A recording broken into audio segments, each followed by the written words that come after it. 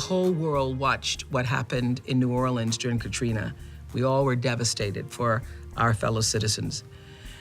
When we sent Nate Berkus, along with some other members of our Oprah Show team, down to New Orleans to see what we could do, Nate, in a moment, in a flash of a moment, understood what really mattered.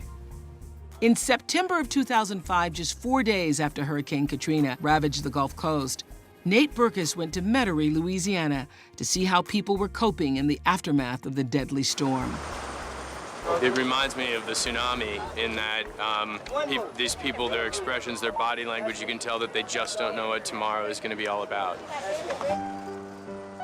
And one of the saddest things about what's going on here are that people have saved their animals by putting them on rafts and keeping them out of the water. And now they're here and they're not allowed to take their dogs with them on the buses. And they told us at the last minute, we can't take the dog. Well, this guy and his dog rescued me off my roof. He's had the dog for 14 years. He's only 24, so he's had the dog for 14 years. You know what? I'm not doing this for the camera. We don't give a about that. We have a solution for you, okay? I want to take the dog on what's his name? Rafiki. Sorry? Rafiki. Rafiki.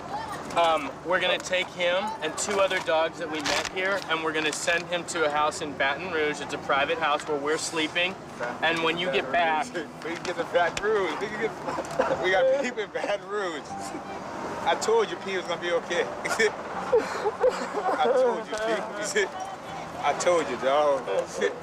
God, that still makes me cry.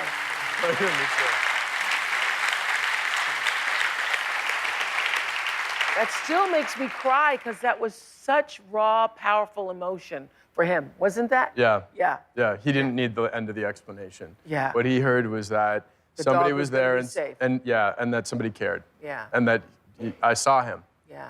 What happened to that story? What happened? They were reunited. Yeah. Rafiki went in the back of a limousine with a few other dogs. Yeah.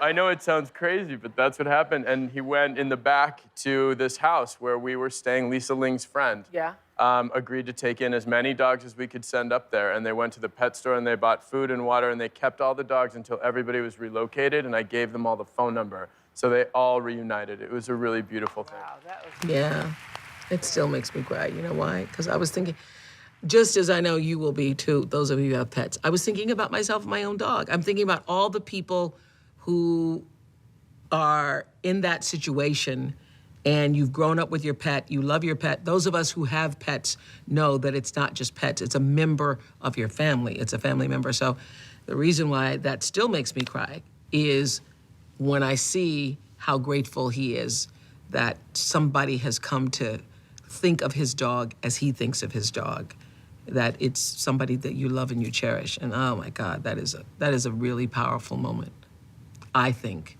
Because it's not just about the dog. It's about Nate stopping in that moment and seeing that that dog really mattered to him, that this was a member of his family. It would be like leaving a member of your family on the side of the road, and people who have their pets who are family members are not gonna leave their pets behind. I wouldn't be able to choose which dog I would have to leave behind. I wouldn't be able to say, you know, I'm gonna go and I'm gonna leave my dogs here. So, that's why that's so heart-wrenching.